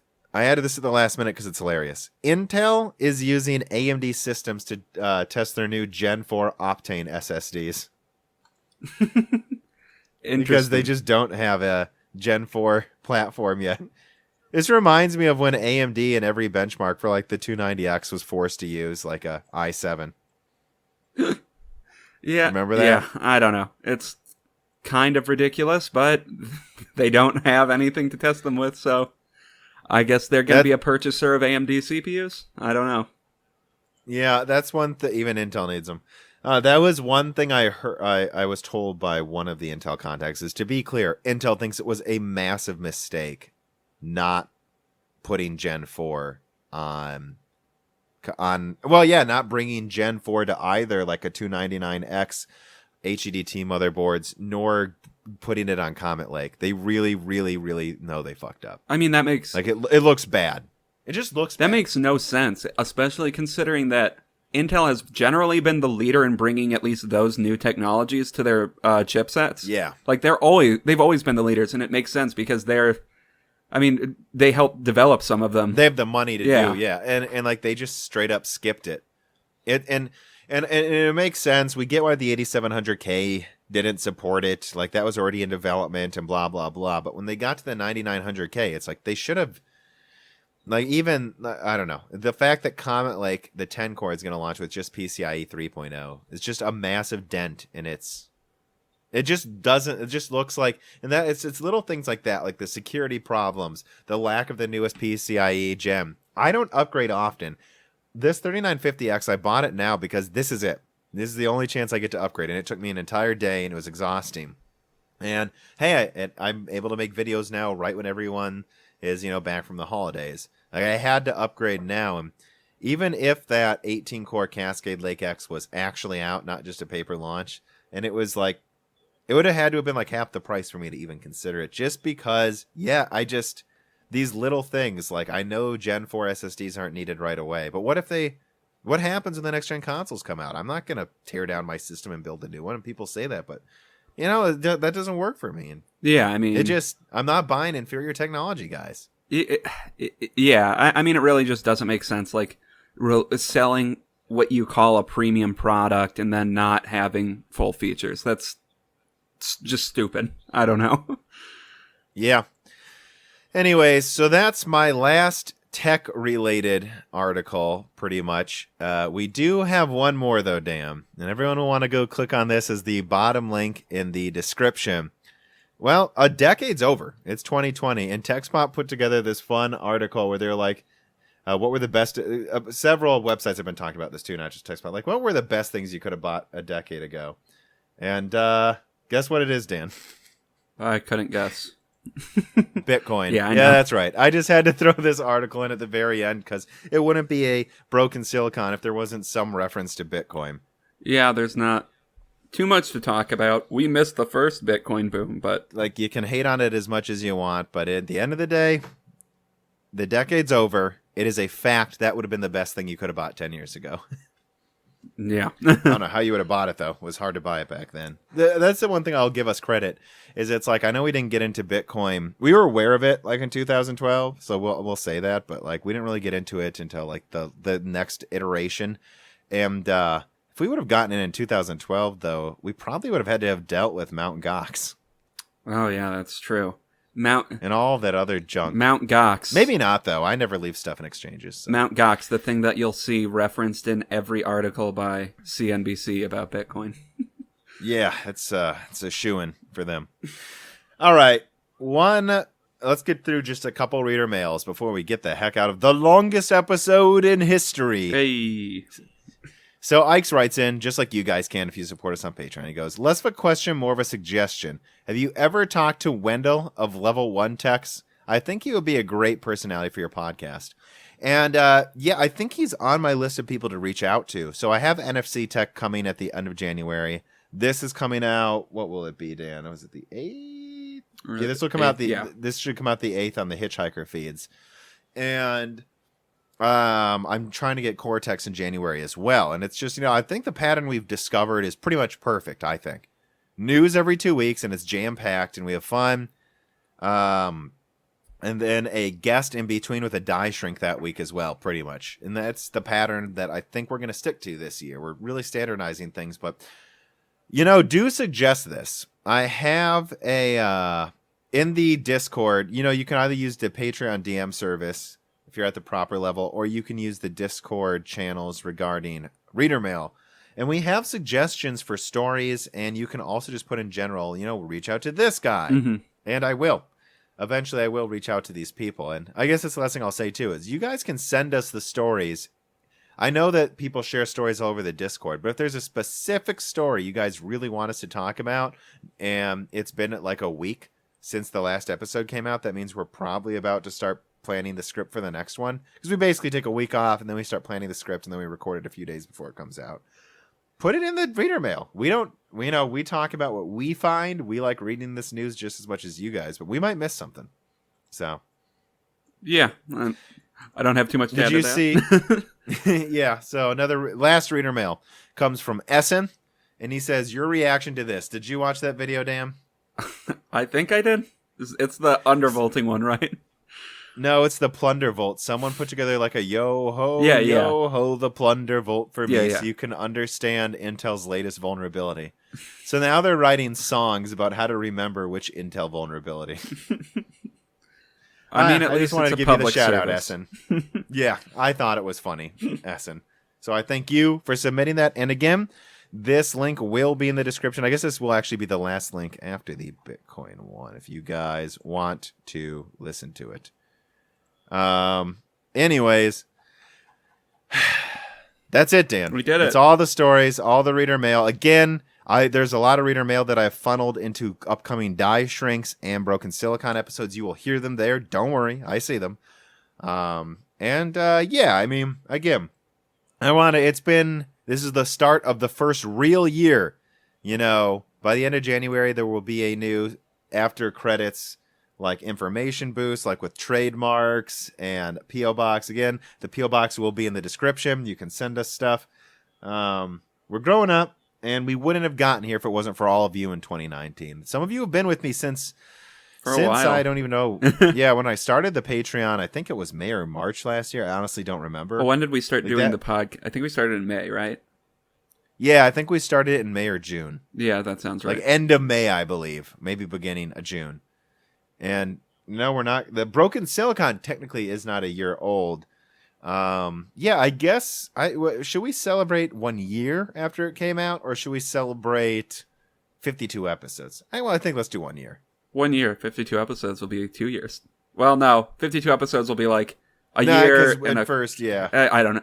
Yeah, the release schedule was fucky at first. So, well, I mean, the more you guys supported us, we accelerated the amount of content and stabilized it. And, if you want more content, again, I have to be clear, it is the patrons making this possible. It is the ones paying for now having a P.O. Box. It is the ones paying for having the ability to host both free feeds and Patreon feeds and have a sound editor, have Dan come here and put some time into helping me. All of this is possible. It really is the patrons. So if you got any extra scratch, throw it at my back. Oh. Scratch at my back. Scratch back. Scratch. All right. We're exhausted. I think that's going to do it. Dan, do you have any last words? Thank you all. Well, I'm excited for our first full year. I need to cut you off quick because I'm Tom. So before we get to the last words, though, I will also say one more time. Hey, we're aware this is coming out during CES and that it might not have some things. But I think at a certain point, we just need to release episodes. And we are just going to standardize things. Whatever is there, basically, up into the Friday, Saturday, or Sunday that we record, that's what goes in it. Don't worry, we'll cover it the next episode with whatever guests there or whatever. Yeah, and we did kind of take a month-ish off, so... Yeah, so I mean, we had too much to cover anyways. There's no point in delaying it till Monday or something silly. And I really don't like recording on weekdays, so. Yeah. Not these full episodes. It's too long. Yeah. All right. Now, Dan, have your last words. Thank you all. Hey, so just one more thing. I'm just kidding. Thank you all. I'm excited for a full year. Wow. That was awkward. Well, I don't have much else to say, but I think I can keep Dan making this is awkward. Forgetting how to talk at this point. Narm. Narm. Okay. All right. Thanks for listening, everybody. Have a wonderful rest of your week. Bye.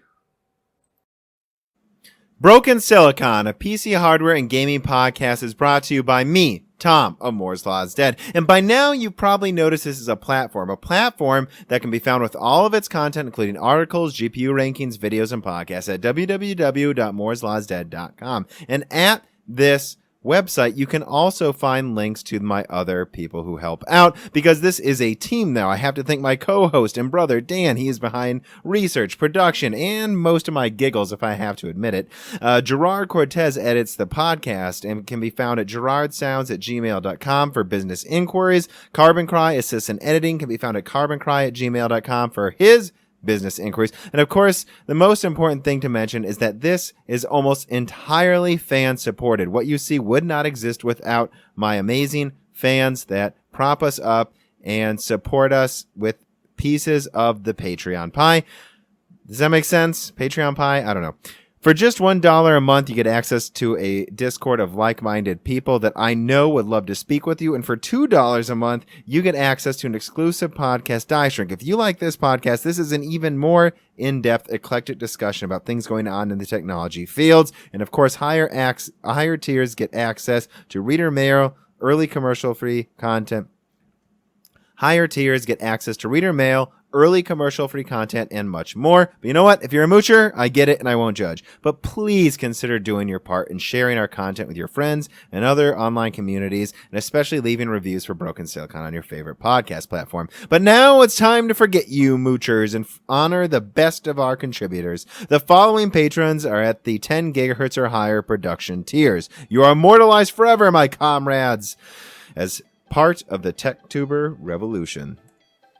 Bootman, Hunter Drake, Dean, Benny Berlin, Justin Yant, Thomas Rupp, Tomas Peraz, Jesse Blanton, Jordan Betcher, Muhammad Al-Kawari, Carbon Cry, Prime Tech TV, Justin Parrish, Zachary Martin, Terrence Herod, Colm Marco, Phil S., Thyrister, The Ninth Dude, Greg Renegar, John Bible, Larry Hoskins II, Night Rogue 77, The Mechanical Philosopher, Lebo King Kilo, Bollocks, Derek Evans, Matthew McMullen, Christoph Novak, Neil X01, Matt Salem, Aaron Close, Sexy, Scott Schoaf, Frederick Lau, Alexander Dolar, Alethros, Telos, Kaiden, Greg T. Wanchik, Jacob Barber, Exoti, Winnie Care Bear, Matthew Lane, Paul Jones, Jan Rounder, Rubber Ducks, Michael Costa, Ali Robertson, Gordon Lamb, Sadler, Fatboy Diesel, and Crizzen Teen. Thank you all for the support, and thank you to Sahara for the music.